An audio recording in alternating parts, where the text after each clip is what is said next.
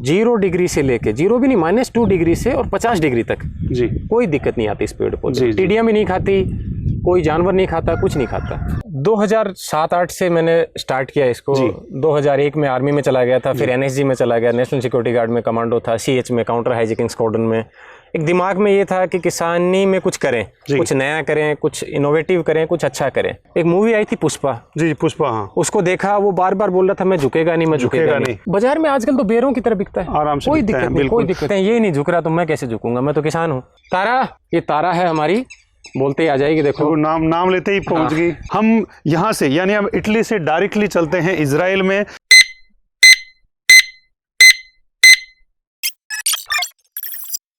Hello दोस्तों, meeting seating के एक और फ्रेश वीडियो में आपका स्वागत है। मैं हूं आपका दोस्त आनंद चौधरी। आज हम आए हैं इटली के एक गांव में, जहां पे हम आपको दिखाएंगे ओलिव्स। आप सोच रहे होंगे कि आनंद जी इटली कैसे पहुंच गए। जी हां दोस्तों, ऐसा ही कुछ इन्वायरमेंट आपको देखने को मिलेगा पिलानी के पास एक फार्म हाउस में, जो है मुकेजी मांझू का।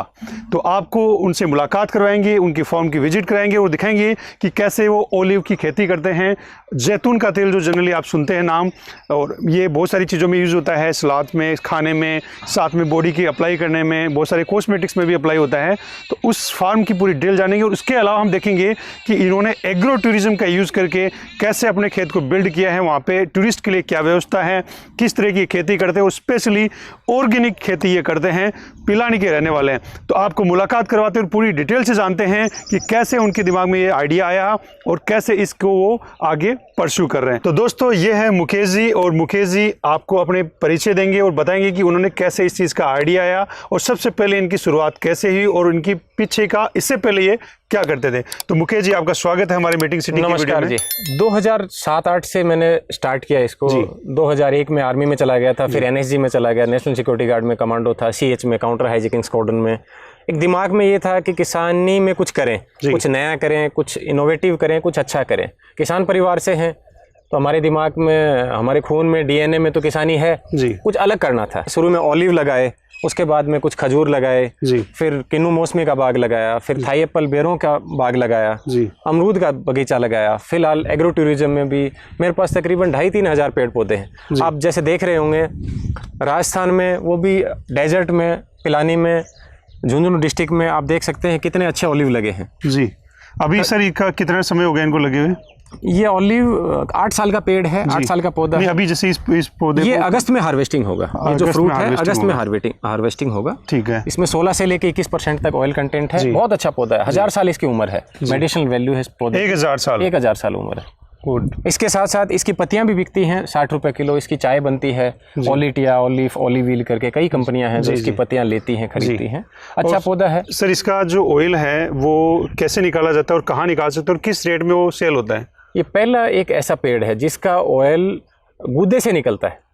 इसको सुखा के नहीं, इसको पेड़ पे जैसे पक जाता है हम इसको तोड़ते हैं। लून कंडसम रिफाइनरी है, इंडिया की एकमात्र रिफाइनरी है जी।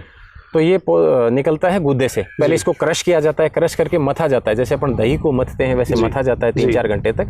फिर ऑयल कंटेंट ऊपर आ जाता है और 7000 RPM पे फिर उसको सेपरेट कर लिया जाता है जी।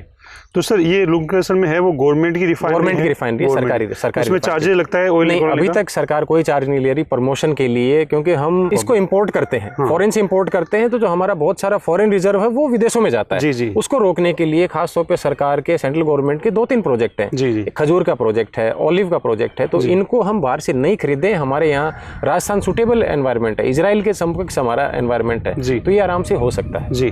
तो दोस्तों, ये इंपॉर्टेंट चीज सर ने बताई कि लूनकरसन में इसकी रिफाइनरी है, फ्री ऑफ कॉस्ट वहाँ पे आपको प्रोसेसिंग करके ऑयल निकाल के दे देते हैं और अपना राजस्थान का जो एनवायरनमेंट है इसके लिए सूटेबल है। तो सर, ये जो आप कर रहे हैं पूरी ड्रिप सिंचाई है और या और भी इसमें पानी के सोर्सेज यूज करते हैं? नहीं, पूरा का पूरा ड्रिप इरिगेशन से है, सारा का सारा ड्रिप इरिगेशन से। बहुत कम पानी की आवश्यकता होती है। जब फ्रूटिंग के टाइम पे होता है तब थोड़ा पानी चाहिए, अदरवाइज ज़्यादा पानी नहीं चाहिए इसको। और बरसात हो जाती है बीच बीच में तो और अच्छा है जी। बाकी 0 डिग्री से लेके 0 भी नहीं, -2 डिग्री से और 50 डिग्री तक जी कोई दिक्कत नहीं आती इस पेड़ पौधे। टिड्डियाँ भी नहीं खाती, कोई जानवर नहीं खाता, कुछ नहीं खाता। तो ये एक बेहतरीन सोर्स हो सकता है किसान के लिए। तो सर ने अपना थोड़ा परिचय दिया, साथ में ओलिव के बारे में आपको कुछ ब्रीफली जानकारी दे दी। इसी के साथ में हम चलते हैं, हम यहाँ से यानी हम इटली से डायरेक्टली चलते हैं इजराइल में, या आप आबू धाबी बोल सकते हैं। वहाँ पे होती है खजूर की खेती। तो खजूर हमारे सामने है और आपको खजूर लगे हुए भी हम दिखाएंगे, जिसको आप देख सकते हैं कि कैसे आप जो खजूर खाते हैं, स्पेशली सर्दियों में जनरली खाते हैं, तो वो कैसे लगते हैं। देखो इस तरह के पेड़ होते हैं और ये खजूर का एक गुच्छा है जिसमें ये खजूर लग रहे हैं। तो सर ये कौन सी वैरायटी है खजूर की? ये खुनेजी वैरायटी है। खुनेजी वैरायटी चेरी रेड कलर की होती है, बहुत ज़्यादा मीठी होती है, बहुत ज़्यादा स्वादिष्ट होती है। हमने किताबों में पढ़ा था, सुना था कि फल लागे अति दूर, फल लागे अति दूर। लेकिन अभी ये देखो एकदम जड़ों में फल लगा हुआ है जी। तो ये टिश्यू कल्चर के पौधे हैं, इजराइल से इंपोर्ट किए हुए हैं। जी। और अपने यहाँ पे खास तौर पे शेखावाटी में 2 ही वैरायटी सक्सेस हैं, खुनेजी और बरही। बहुत सारे किसान गलती कर देते हैं जी कि खजूर की वैरायटी 4 वैरायटी मिलती है, मेडजूल है, खल्लास है, खुनेजी है, बरही है जी। तो मेडजूल और खल्लास वैरायटी है, वो वैरायटियाँ लेट पकती हैं, लेट तैयार होती हैं, तब तक मानसून आ जाती है। मानसून आने से ये पेड़ फंगस की वजह से फ्रूट हैं और ख़राब हो जाते हैं जी।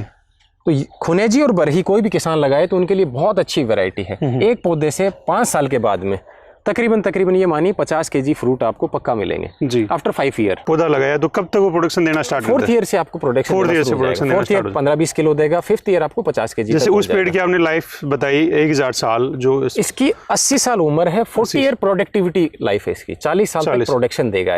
वैसे खड़ा रहेगा तो 80 साल इसकी लाइफ है। ओके, तो 40 साल तक आपको प्रोडक्शन देता रहेगा। 40 साल तक प्रोडक्शन देता रहेगा। तो सर ये अपने यहाँ पे अगर ये आपको वैरायटी है, किसी को अपना पौध चाहिए या लगाने के लिए, तो ये कहाँ मिलता है उनके लिए? अपना भारत राजस्थान सरकार है, राजस्थान सरकार के हॉर्टिकल्चर डिपार्टमेंट ये पौधे प्रोवाइड कराता है, सब्सिडी भी देता है, 75% सब्सिडी भी देता है।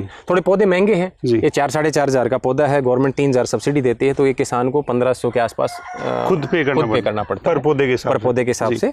लेकिन शेखावाटी के किसानों से अनुरोध है कि वो पौधे लगाएं तो बरही और खुनेजी ये दोनों वैरायटी लगाएं। बाकी बहुत अच्छा पौधा है, थोड़ी मेहनत है, लेकिन इकोनॉमिक दृष्टि से देखा जाए तो एक पौधे से हम 5,000 रुपए का प्रोडक्शन ले सकते हैं 5वीं साल से। बहुत अच्छा पौधा है जी।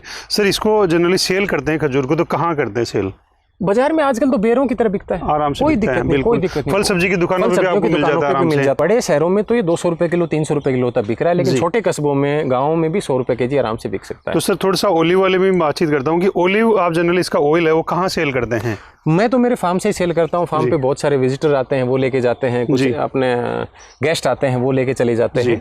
मैं तो अपने फार्म पे सेल करता हूँ, बाकी आप किसी भी स्टोर पे भी दे सकते हैं। इसके बहुत ज़्यादा बेनिफिट है, मेडिसिनल प्लांट है, मेडिसिनल ऑयल है, तो कोई भी इसको यूज़ करे तो उसको बहुत अच्छे बेनिफिट मिलते हैं। दर्द में, घुटनों के दर्द से लेके, जोड़ों के दर्द से लेके, स्किन से, कोल्ड क्रीम का मॉइस्चराइजर के रूप में इसका इस्तेमाल कर सकते हैं। जी बिल्कुल। सर यहाँ पे मैं देख पा रहा हूँ कि आपने गायों को बांध नहीं रखा यहाँ पे, तो इन गायों की वैरायटी, इनके बारे में थोड़ा बताइए जिससे किसान इसका फ़ायदा उठा पाए, समझ पाएँ कि उनसे वो कैसे बेनिफिट ले सकते हैं। सर मेरे पास यहाँ पे 3 नस्ल की गायें हैं। ये सामने दिख रही ये राठी नस्ल की गाय है, ये साहिवाल है, इसके पीछे है वो भी साहिवाल है। 2 साहिवाल नस्ल की गाय हैं। ये मुक्तसर फजीलका के पास से, पंजाब से लेके आया था दोनों गायों को। ये बीकानेर से लेके आया था। उधर 2 गायें हैं, वो हैं गिर गाय, वो भावनगर से लेके आया, गुजरात से। तो इंडिजियस ब्रीड है, भारतीय नस्ल की गायें हैं। वो थोड़ा सा A2 और A1 का कॉन्सेप्ट है, अपना इंडिजियस ब्रीड है। जितनी भी भारतीय नस्ल की गायें हैं, बहुत सारी नस्लें हैं इसमें, थार पारकर भी है, कांकरेज है, राठी है, साहिवाल है, गिर है, अपना मालानी गाय हैं, या फिर हरियाणा नस्ल की गाय है, नागौरी गाय हैं। तो इन सब में जो दूध मिलता है वो A2 वैरायटी का दूध मिलता है। उस वैरायटी के दूध में अपने शरीर में पाचन की क्षमता अच्छी रहती है, वो पूरा का पूरा डिजोल्व हो जाता है। A1 मिल्क है जो गाय हैं, ये गाय विदेशों में स्लॉटर काऊ भी बोलते हैं इनको। ये हम हिंदुस्तान में इनको गाय का दर्जा दे दिया, एक्चुअली ये गाय नहीं है। इनका दूध पीने से आजकल आप देख रहे होंगे अपने समाज में जो मनुष्य की प्रवृत्ति जो विदेशी गाय हैं, हाँ विदेशी नस्ल हैं, विदेशी नस्ल के दूध को इंटेक करके जो मनुष्य की प्रवृत्ति, उग्र प्रवृत्ति हो रही है, तो ये उस गाय के दूध को रेगुलर इस्तेमाल करने का नतीजा है। आप देसी गायों का दूध पिएंगे तो आपके आचरण में, आपके व्यवहार में और आपके शरीर में उसका बहुत ज़्यादा फर्क दिखाई देगा। दूसरा, देसी गायों पे आप स्ट्रेस में हो, एक बार आप हाथ घुमा दीजिए, एक बार आप उसके हक कर लीजिए, तो आपकी स्ट्रेस रिलीफ का भी काम करती है। जी बहुत अच्छी तो सर, बहुत आपने अच्छी जानकारी बताई। सर इधर मैं देख पा रहा हूँ कि आपने घोड़े भी रखे हैं, तो ये किस पर्पज में आप यूज करते हैं? ये हमारी तारा है, तारा ये तारा है हमारी, बोलते ही आ जाएगी। देखो नाम लेते ही पहुंच गई। तारा। तारा।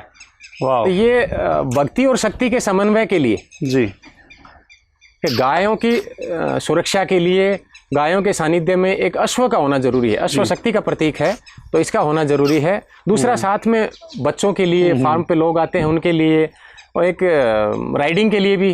हाँ, अच्छा है। तो मारवाड़ी नस्ल की है। मारवाड़ी नस्ल की है ये। लीलन है। लीलन। नीली चंबी की घोड़ी है जी। बहुत अच्छी है, बढ़िया जी। फैमिली। तो ये आपसे आपके कब से आपके साथ है? ये पिछले 2 साल से मेरे 2 साल से। तो सर यहाँ पे मैं देख पा रहा हूँ कि कुछ मधुमक्खी पालन के लिए भी आपने बक्से रख रखे हैं। तो क्या आप मधुमक्खी पालन भी अभी कर रहे हैं? और ये बक्से ऐसे ही है तो क्या इनमें अभी हो रहा है या मधुमक्खी पालन चीनी के रिप्लेसमेंट के लिए शुरू किया था कि भाई अपने घर में जो शुगर खाते हैं जी, एक तो वाइट शुगर और वाइट नमक, इन दो को अपने लाइफस्टाइल से निकाल दें तो एटलीस्ट हमें बहुत सारा जो हमारी बीमारियां हैं उनसे हमारा छुटकारा हो जाए जी जी। उसके रिप्लेसमेंट के लिए पहले स्टार्ट किया था 10 बक्सों से। आज मेरे पास 50 बॉक्स हैं हनी के। बहुत अच्छा है। मेरे को फ़ायदा ये मिला कि मेरा जो प्रोडक्शन, चाहे मेरी सरसों का हो, चाहे मेरे पेड़ों में फल लगते हैं, क्योंकि मेरे पास 3-4 हज़ार पेड़ हैं, उन पे पॉलिनेशन के लिए तो 25 to 30% मेरा इंक्रीज हो गया प्रोडक्शन। चाहे वो तरबूज लगाते हैं, कोई भी फसल लेते हैं, क्रॉप लेते हैं, परागण की वजह से पॉलिनेशन का काम करते हैं। ये किसान की बहुत अच्छी मित्र है मधुमक्खी। अभी आजकल स्प्रे करके, बहुत सारे स्प्रे करके, पेस्टिसाइड डाल के हम इनके दुश्मन बन गए जी। ये हमारी मित्र है जी, बहुत अच्छी मित्र। तो सर अभी जैसे ये बक्से हैं तो अभी तो इनमें मधुमक्खियां नहीं होगी? नहीं, अभी गर्मी में राजस्थान में मधुमक्खियां सर्वाइव नहीं कर सकती, तो 40 बॉक्स हैं वो हिमाचल में शिफ्ट कर दिए। हिमाचल शिफ्ट कर दिए। ये स्टैंड बाई बॉक्स हैं, जो एक्स्ट्रा बॉक्स है वो हैं जी जी। जैसे ही अपने बाजरे के बग्गर आ जाएगा उस टाइम पे हम उन बॉक्स उसको वापस ले आएंगे, फिर वो बॉक्स यहीं रहेंगे और अप्रैल में फिर हम उनको वापस भेज देते हैं जी जी। तो मजबूरी है क्योंकि मूवमेंट करना पड़ता है, अदरवाइज मधुमक्खियां सर्वाइव नहीं कर पाएंगी इतने हाई टेम्परेचर। तो सर यहीं पे अब मैं देख रहा हूँ कि ये मुर्गे हैं और इसकी क्या वैरायटी है और इनका क्या बेनिफिट है जो इनके एग्स हैं या इनका चिकन है? ये कड़कनाथ मुर्गियां हैं जी। तो कोलेस्ट्रॉल फ्री इनका मतलब 0 कोलेस्ट्रॉल है। आप इनके अंडे हार्ट की बाईपास सर्जरी वाला भी खा सकता है, कोई दिक्कत नहीं जी। बिल्कुल देसी मुर्गियां हैं, मध्य प्रदेश के झाबुआ जिले में इनकी पैदाइश है। सर कई बार अपन वीडियो में फाइट देखते हैं, वो ऐसे लगते हैं वो फाइट की वैरायटी असील वैरायटी होती है जो फाइट करती है, तो बहुत शांत होते हैं जी जी। दूसरा इनका बेनिफिट अंडे के साथ साथ मेरे को है कि मेरी गायों के बीच में खुले रहते हैं, तो जो भी कोई जानवर रहते हैं उन सभी जानवरों को खा जाते हैं। जैसे चिचड़ी है, शोर है, तो सारे जानवरों को खा जाएंगे, तो गायों के कोई दिक्कत नहीं होगी, समस्या नहीं। तो ये एक बहुत ही अच्छी समझने की और एक टेक्निक है, या इसको टिप्स बोल सकते हैं कि अपनी गायों के आसपास आप मुर्गी पालन करते हैं तो गायों के लिए फ़ायदेमंद है। आपका जो गायों का एरिया है वो भी आपका स्टरलाइज हो जाएगा एक तरह से, और वहाँ पे जो जीव है जो गायों को परेशान करते हैं वो परेशान नहीं करेंगे और इनके लिए खाना मिल जाएगा वो। सर इसके जैसे आप है तो आपकी इतनी बड़ी, मैंने देख रहा हूँ कि फार्म तो नहीं है, लेकिन फिर भी आप छोटे से आपने इस तरह पर कर रखा है, तो इसका आप यूज़ किस तरह से करते हैं? सर इसका सबसे पहले तो अपनी फैमिली के लिए जी। सेकेंडरी मेरे पास जो फार्म कॉटेजेस हैं जी, एग्रो टूरिज्म में तो मेहमान आते हैं उनके लिए, उनको आमलेट खिलाने के लिए, अंडे खिलाने के लिए, उसके लिए यूज़ में लेते हैं। थर्ड जो एक्स्ट्रा रहते हैं, सरप्लस रहते हैं, तो कोई भी मेहमान आता है या फिर कोई भी परचेज करने वाला आता है तो हम उनको दे देते हैं जी।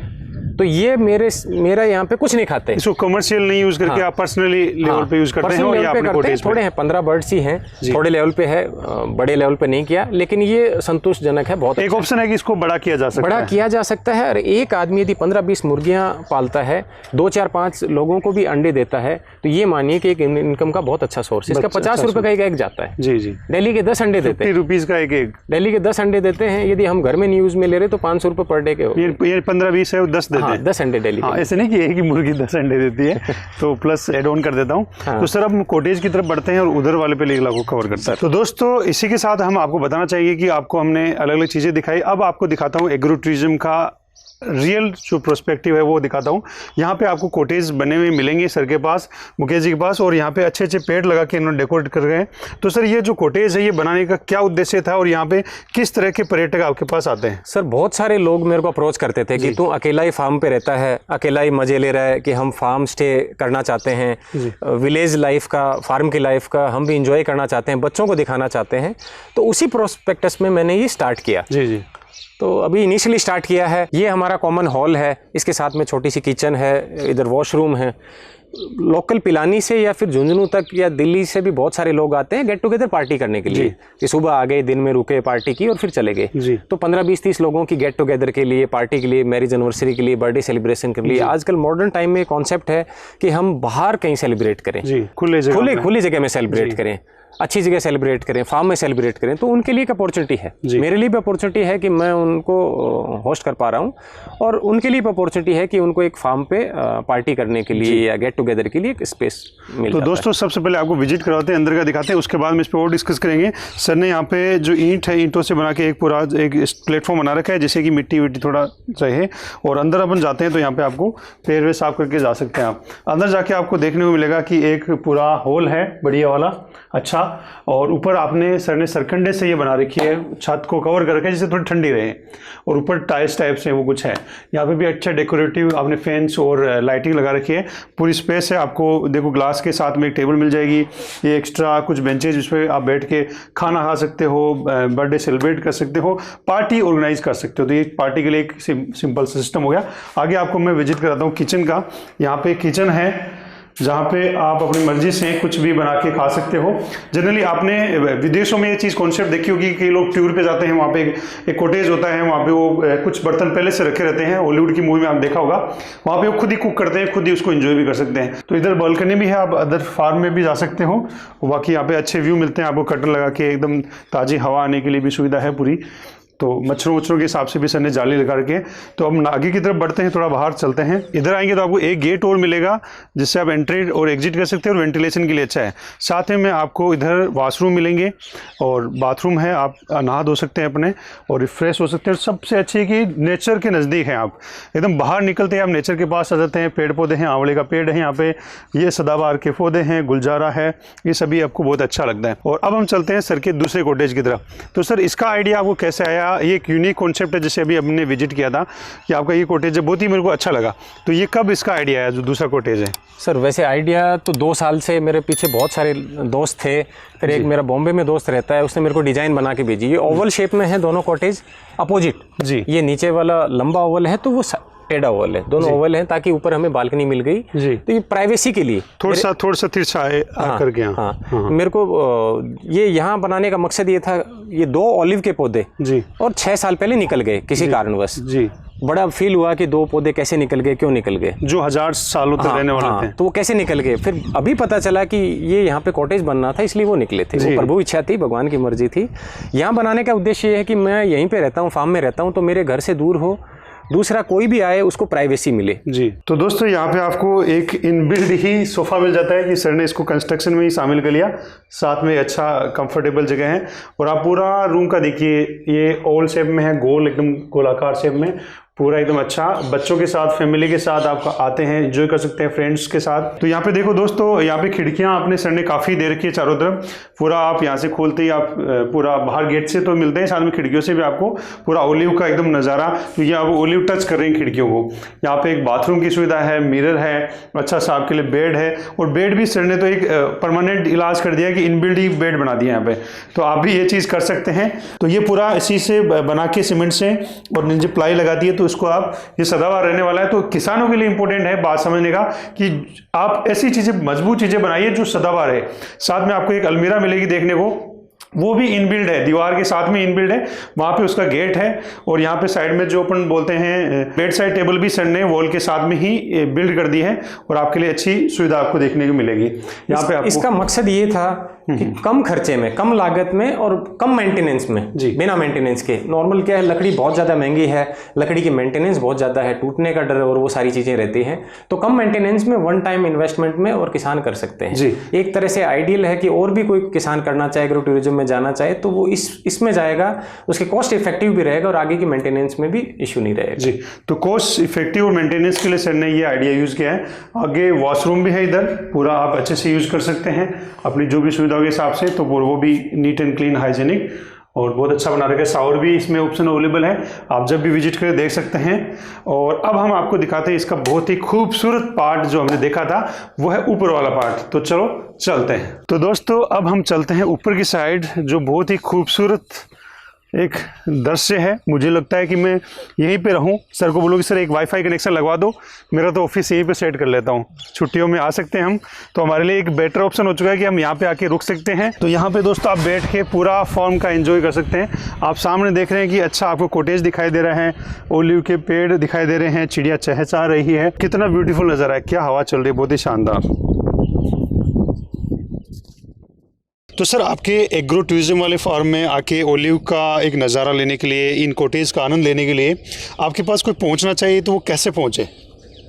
सर एयरबीएनबी एक ऑनलाइन प्लेटफॉर्म है, जी। ट्रिप एडवाइजर ऑनलाइन प्लेटफॉर्म है, तो वो दोनों है खासतौर पे फॉरेन कस्टमर्स के लिए। इंडियन भी आते हैं उनसे। इसके अलावा गूगल पे आप मांजू फार्म्स करेंगे तो वो भी आपको लेके आ जाएगा। मेरे कॉन्टैक्ट नंबर भी आपके स्क्रीन पे डिस्प्ले होंगे, तो वो भी उससे भी आप मेरे से संपर्क कर सकते हैं। तो दोस्तों उसी के साथ में आपको इस वीडियो की डिस्क्रिप्शन में भी लिंक मिल जाएगा, वहां से आप क्लिक करके गूगल से आ सकते हैं। मोबाइल नंबर आपको स्क्रीन पे चलते हुए दिख रहे हैं, उनके द्वारा आप संपर्क कर सकते हैं। यहाँ पे रुकना चाहते हैं, इन चीज़ों के बारे में जानना चाहते हैं। सर यहाँ पे रुकने का आप किस तरह से चार्ज करते हैं, पर पर्सन क्या चार्जेस हैं, और खाने पीने की सुविधाएं उनके लिए कैसी है? जैसे अब हमने देखा कि कुछ बना भी खा सकते हैं या आप खुद बना के भी क्या देते, तो वो खाने पीने की जो सुविधाएं हैं और रूम के चार्जेस हैं उनके बारे में बताइए।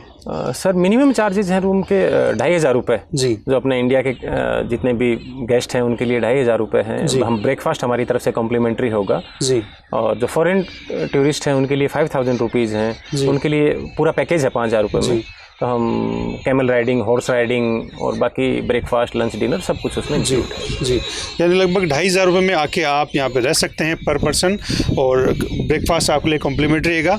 सर लंच और डिनर का किस तरह से रहेगा इसमें? वो 400 रुपीज़ पर पर्सन, 400 रुपये पर पर्सन। तो दोस्तों देखो, कई बार लगता है कि ये पैसा ज़्यादा है, ज़्यादा कुछ नहीं है। आप अच्छे शहर के होटल में जाते हो तो आपको इतना पैसा लगता है। दूसरा सबसे इंपॉर्टेंट चीज़ है, आपको नेचर के पास रहने का मौका कभी 5 स्टार होटल के द्वारा नहीं मिल सकता। यहाँ पे नेचर के पास रहने का, फील करने का, और आपके अंदर जो एनर्जी या वाइब्स जो सर्कुलेट होती है, आप अपनी मर्जी से यहाँ पे घूम सकते हैं। बच्चे यहाँ पे एंजॉय कर सकते हैं, खेल सकते हैं, और ऑर्गेनिक खाना जहाँ तक हो सके वो खा सकते हैं। तो उसकी तो कोई कीमत ही नहीं हो सकती। तो दोस्तों आपको नीचे तो हमने विजिट करवा दिया, लेकिन आपको ऊपर भी हम विजिट करवाते हैं और दिखाते हैं कि यहाँ पे कैसा नज़ारा है। सर ने जो मैक्सिमम चीज़ें बताई है वो पहले भी आपको बताई कि मेंटेनेंस को देखते हुए, कि मेंटेनेंस कम से कम हो और किसान के लिए हमेशा सदाबहार हो, ऐसी चीज़ इन्होंने बनाई है। देखो गोल स्पेस में तो थोड़ा आपको अलग फील भी आता है। जनरली हम 4 दीवारें वाले रूम में थोड़ा सा अलग फील करते हैं कि चौकोर बक्से में, चौकोर मकान में तो हम सदैव रहते हैं, तो कोई भी घर से बाहर निकले तो उसको कुछ अलग लगे, कुछ डिफरेंट फील हो। और दूसरा, गोल मकानों में जो पॉजिटिव वाइब्रेशंस हैं ज़्यादा रहती हैं कंपैरेटिवली स्क्वायर के।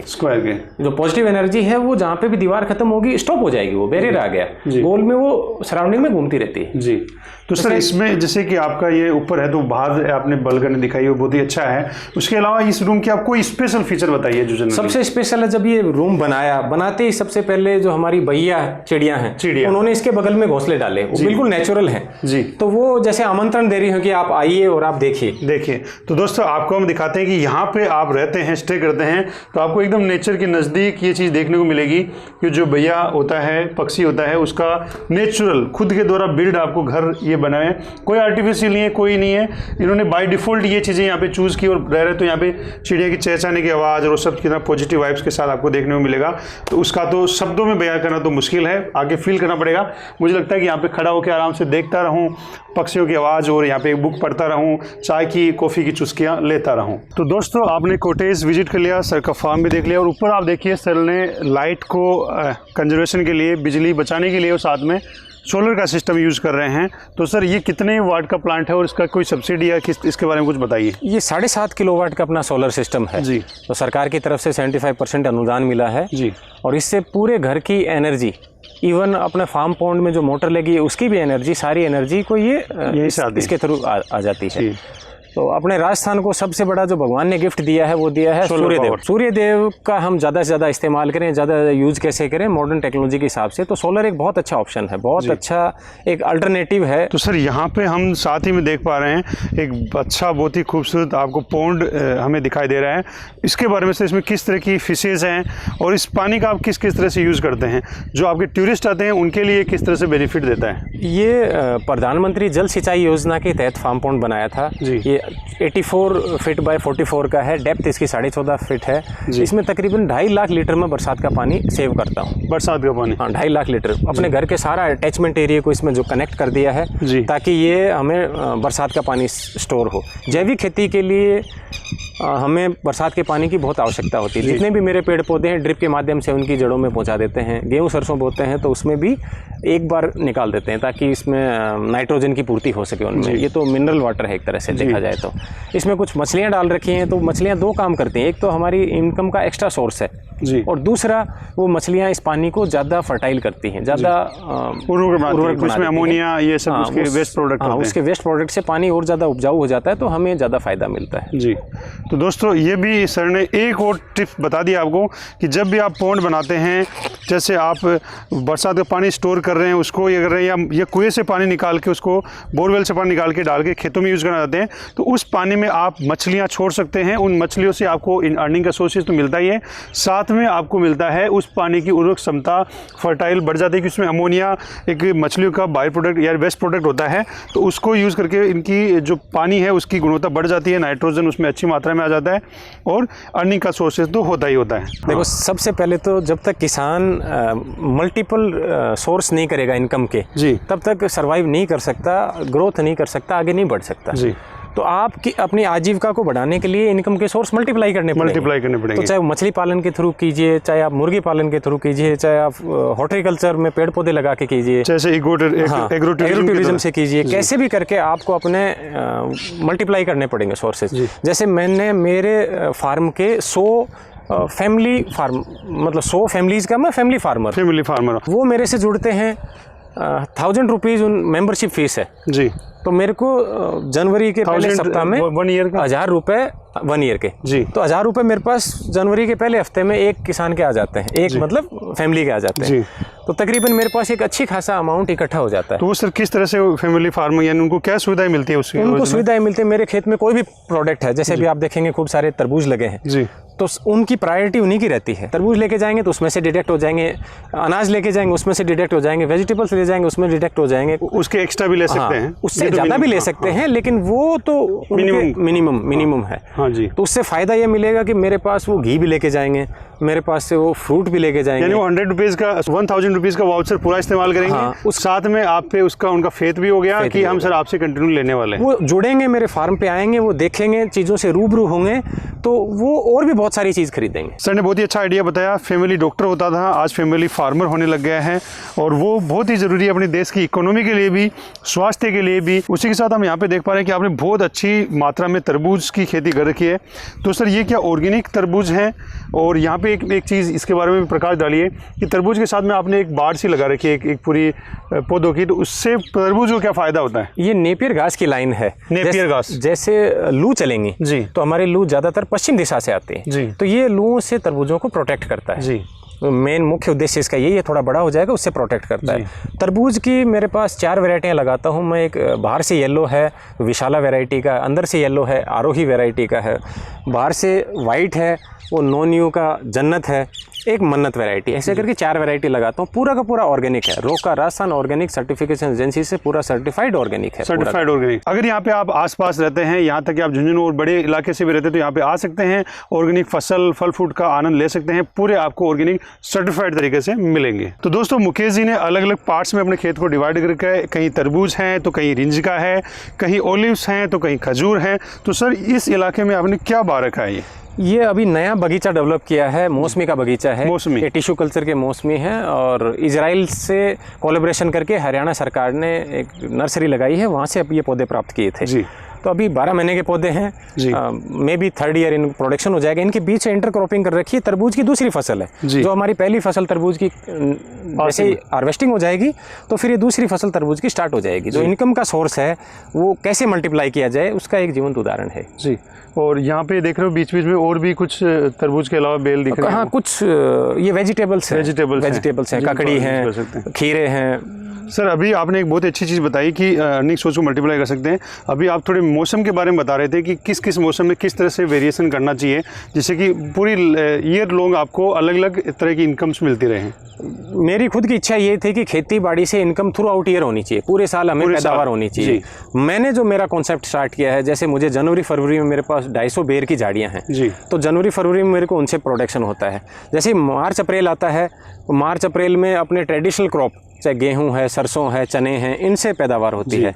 जैसे ही मई जून आता है तो तरबूज से पैदावार होती है। जुलाई में हमारे खजूर तैयार हो जाते हैं, अगस्त में हमारा ऑलिव तैयार हो जाता है, सितंबर अक्टूबर में मौसमियाँ तैयार हो जाती हैं, नवंबर दिसंबर में किन्नू तैयार हो जाते हैं। तो थ्रू आउट ईयर हमें साल में एनी टाइम कुछ न कुछ पैदावार होती रहे। यदि मौसम की मार पड़ गई, कुछ दिक्कतें आ गई, एक फसल ने हमें अच्छा मुनाफा नहीं दिया तो दूसरी फसल उसका भरपाई कर देगी, उसकी भरपाई कर देगी। जी, तो सर ये आपकी जो खेती है कितने इलाका है, कितना एरिया है आपके पास? ये 5 हेक्टेयर में है जी, 5 हेक्टेयर में है, जिसमें 4 हेक्टेयर में हमने ऑलमोस्ट हॉर्टिकल्चर का कर रखा है, मिक्स फार्मिंग है जी, और 1 हेक्टेयर है वो ट्रेडिशनल क्रॉप के लिए जी। तो 5 हेक्टेयर का पूरा इलाका है। हाँ। तो इसको सर बीघा में अगर बातचीत करें तो वो कितना होगा? वो तकरीबन 50 बीघा। 50 बीघा। तो इसको अलग अलग चीज़ों में आपने अलग-अलग चीज़ों में डिवाइड कर रखा है। जैसे अभी आप खड़े हैं यहाँ पे, ये आपको ये चंदन का पेड़ है, ये white sandal. White sandal, okay, चंदन का पेड़। अपने राजस्थान में वाइट सैंडल भी हो सकता है। मेरे पास 100 पेड़ हैं चंदन के जी। और इसका कॉन्सेप्ट भी थोड़ा सा मैं बताऊंगा, 1 मिनट। एक मूवी आई थी पुष्पा जी, पुष्पा, हाँ, उसको देखा, वो बार बार बोल रहा था मैं झुकेगा नहीं, मैं झुकेगा नहीं। दिमाग में मेरे भी था कि झुकना मेरे को भी नहीं है तो क्या किया जाए जी। तो वो चंदन लगाते हैं, ये नहीं झुक रहा तो मैं कैसे झुकूंगा, मैं तो किसान हूँ। तो उसी कॉन्सेप्ट पे लगाया, बहुत अच्छे चल रहे हैं, बहुत बढ़िया चल रहे हैं। कई पौधे आप देखेंगे तो 5-5 फीट के, 6-6 फीट के भी पौधे हो रखे हैं। तो कितना समय हो गया सर इन पौधों? ये 12 महीने का पौधा है। यानी स्पेशली बोल सकते हैं पुष्पा मूवी से इंस्पायर्ड होकर सर ने चंदन के पेड़ यहाँ पे लगा दिए हैं, झुकेगा नहीं स्टाइल में, है ना? तो सर इसमें प्रोडक्शन तो लकड़ी इसका जनरली होता है, इसका और भी कोई बेनिफिट निकलता है? 15 ईयर 15 साल के बाद में होगा। इसकी मोटा जो तना है वो 15 साल के बाद में काम में आएगा। पतली टहनियाँ हैं, वो जो भी मूर्ति स्थापना होती है उसमें उसकी लकड़ी लगती है, पतली पतली टहनियाँ, अंगुली अंगूठे जितनी मोटी टहनियाँ, तो वो हम इसके 4 साल बाद हम निकालने लग जाएंगे जी। यानी टहनियाँ भी आप निकाल के यूज़ कर सकते हैं और पूरा पेड़ 15 साल के बाद में। इसी के साथ में जैसे सर आपने ये पेड़ लगा रखे हैं, तो और इसका बेनिफिट कैसे मिलेगा? एक जगह आपकी ऑक्यूपाई होगी तो उसके सराउंडिंग आप और भी खेती कर सकते हैं। दूसरे की जड़ों से पोषण लेता है। जैसे इसके पास में अनार लगा रखा है, अनार की जड़ों से पोषण लेगा। आप ये देखेंगे जैसे ये झाड़ियाँ हैं जी, ये थाई एप्पल बेर की झाड़ियाँ हैं, इनको कटिंग कर दी, अभी दोबारा ये फुटान पे हैं, दोबारा हर साल ही कट जाती हैं, तो झाड़ियों के बीच में है, तो ये झाड़ियों के जड़ों से पोषण लेगा चंदन। हमारी झाड़ियाँ हमें प्रोडक्शन दे रही हैं, चंदन खड़ा है, जब 15 साल का होगा तब तक हमें झाड़ियाँ फ्रूट दे रही हैं जी। झाड़ियों से अच्छी खासी इनकम हो रही है, बढ़िया इनकम हो रही है। झाड़ी भी बहुत अच्छा है, अपने राजस्थान के लिए झाड़ी वरदान है। बस डर लगता है कि भाई तोतों का और इन चीज़ों का, तो हम बर्ड नेट लगा सकते हैं। आप जैसे देख पा रहे होंगे ऊपर बर्ड नेट लगा रखा है, बर्ड नेट लगा सकते हैं। एक झाड़ी हमें 40 किलो 50 किलो तक बेर देती है जी। हर साल इसकी कटिंग होती है, जगह भी नहीं रुकती, आपको दिख रहा है चारों ओर साफ सफाई जी।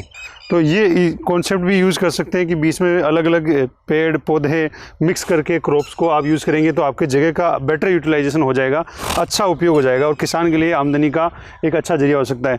आपने बहुत सारी नेट्स का यूज़ कर रहे हैं, ड्रिप सिंचाई का यूज़ कर रहे हैं, सोलर पावर, पॉन्ड के द्वारा मछली पालन, और उसी में आप पानी इरीगेशन के लिए भी इस्तेमाल कर लेते हैं। जैसे आप देख पा रहे हैं कि आम का पेड़ जी, तो हम तो आम भी खरीद के नहीं लेके आते जी।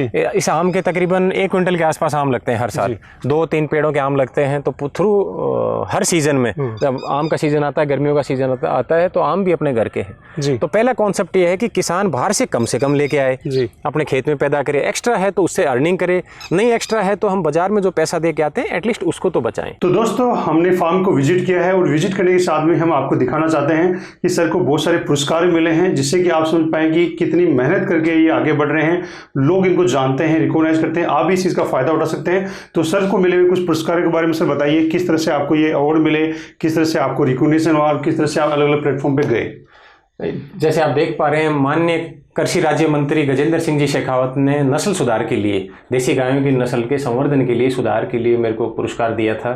उसके अलावा राज्य स्तर पे पुरस्कार मिल चुका है कृषि मंत्री से। उसके अलावा जिला कलेक्टर झुंझुनू से भी पुरस्कृत हूँ, कृषि के बहुत सारे अधिकारियों से भी पुरस्कृत हैं जी। जिला लेवल पे, पंचायत लेवल पे, तहसील लेवल पे, बहुत सारे लेवल पे। और अभी तो सर आपको आगे बहुत जाना बाकी है, नेशनल लेवल पे, इंटरनेशनल लेवल पे। तो सर ने अपनी यूनिकनेस स्थापित की है, अलग अलग अवार्ड जीते हैं, साथ ही में अलग अलग आपने इंटरव्यू भी दिए हैं, उनके बारे में कुछ बताना चाहेंगे अलग अलग प्लेटफॉर्म पे? अपनी खेती बाड़ी में बहुत सारा स्कोप है, एक वैक्यूम है, बहुत सारा स्पेस है। इस पे रिसर्च की बहुत ज़्यादा गुंजाइश है। सबसे कम रिसर्च खेतीबाड़ी में हुआ है। सौभाग्य से मैं बिरला स्कूल में पढ़ा हूँ, पिलानी एक शिक्षा नगरी है और डिफेंस मेरा बैकग्राउंड है, तो थोड़ी रिसर्च का रहता है, सीखने का रहता है। तो मैंने बहुत सारी जगह घूमा हूँ, बहुत सारी जगह विजिट किया है, खुद घूमा हूँ, खुद ग्रहण किया है, उसको अप्लाई किया है। उसका फ़ायदा मेरी सोच ये है कि मैक्सिमम लोगों को मिले, ज़्यादा से ज़्यादा लोगों को मिले। उसी के तहत दूरदर्शन पे भी चौपाल प्रोग्राम में जाने का मौका मिला, कृषि दर्शन में उन्होंने मुझे बुलाया था। इसके अलावा और भी बहुत सारी जगह, जैसे पूसा में माननीय प्रधानमंत्री नरेंद्र मोदी जी ने देश के 100 किसानों को इनवाइट किया था, उसमें सौभाग्य से मेरा भी नाम था। हर साल बजट पूर्व चर्चा के लिए माननीय मुख्यमंत्री अशोक गहलोत जी जयपुर में आमंत्रित करते हैं, सुझाव मांगते हैं। इच्छा रहती है कलेक्टर साहब भी हर बार किसानों से कुछ क्या सुझाव ले सकते हैं, क्या कुछ इम्प्रूवमेंट कर सकते हैं, तो सुझाव लेते हैं, मांगते हैं। किसान आयोग के सदस्य भी समय समय पर बुलाते रहते हैं जी, तो अच्छा भी लगता है। और कोशिश ये रहती है कि मैं मेरी जानकारी से और या मैं किसानों का प्रतिनिधि बन के और क्या कुछ आगे तक पहुंचा सकें, क्या कुछ उनकी डिमांड्स हैं, क्या उनको मिलना चाहिए। व्यक्तिगत तौर पे मेरा ये मानना है कि किसान को 2 चीज़ें दे दीजिए आप। एक रिसर्च जी, एक उसको रिसर्च करने के लिए प्लेटफॉर्म दे दीजिए। हमारे बच्चों को पढ़ने के लिए एग्रीकल्चर स्कूल्स हो और एग्रीकल्चर कॉलेज हो, एग्रीकल्चर यूनिवर्सिटी हो, एक उसको रिसर्च करने का दे दीजिए। दूसरा, किसान को एक मार्केटिंग सिखा दीजिए कि वो अपना प्रोडक्ट बेच सके। हम कुछ भी पैदा कर सकते हैं। जो चंदन कर्नाटक में होता है, आंध्रा में होता है, तमिलनाडु में होता है, वो राजस्थान में हो रहा है जी। तो किसान कुछ भी कर सकता है। बस शर्त ये है कि उसको अपने प्रोडक्ट की कीमत मिले और उसकी मार्केटिंग को बेचना है। बस ये 2 चीज़ें गवर्नमेंट दे दे या गवर्नमेंट उसमें मदद कर दे, जो स्किल डेवलपमेंट में मदद कर दे, तो किसानों की आमदनी दुगुनी नहीं चौगुनी हो सकती है जी। तो दोस्तों यहाँ पे आपको बहुत कुछ सीखने को मिला होगा। सर ने मार्केटिंग के बारे में बातचीत की, एडवर्टाइजिंग के बारे में बातचीत की, प्रोडक्ट को सेल करना, प्रोडक्शन, एग्रीकल्चर की बहुत सारी टिप्स और ट्रिक्स आपको बताई। इनको अप्लाई करके आप भी अपनी खेती बाड़ी में उन्नति पा सकते हैं, अपने काम धंधे में। तो सर आपने हमें मौका दिया, इसके लिए आपका बहुत बहुत धन्यवाद। आपने इन चीज़ों को किसानों तक या जो भी हमारे दर्शक है इससे फ़ायदा उठाना चाहते हैं उन तक हमारी बात पहुँचाने के लिए आपने मौका दिया, आपने इंटरव्यू दिया, आपने सब चीज़ें खुल के बताई, टिप्स और ट्रिक्स सारी बताई। उसके लिए सर बहुत बहुत धन्यवाद हमारे प्लेटफॉर्म पर आए। सबसे पहले तो मीटिंग शीटिंग चैनल है, इसका बहुत बहुत धन्यवाद कि ये हमारे फार्म पे पधारे, इन्होंने मौका दिया और सारी चीज़ें जागरूकता से, उत्सुकता से सारी चीज़ें सुनी, सारा घूमा, सारा विजिट किया। और मेरा सबसे यही निवेदन है कि आप कोई भी काम करें जुनून से करें, पैशन से करें। और एक गुजारिश है कि ये मीटिंग शीटिंग चैनल है, इसको प्लीज़ सब्सक्राइब ज़रूर करना। बहुत अच्छा चैनल है और आप इसमें देखेंगे तो हर फील्ड के जो एक्सपर्ट हैं, हर फील्ड के एक्सपर्ट हैं, उनके वीडियोस मिलेंगे आपको, तरह तरह के वीडियोस मिलेंगे और आपको सीखने के लिए बहुत कुछ मिलेगा इस चैनल पे। धन्यवाद। Thank you.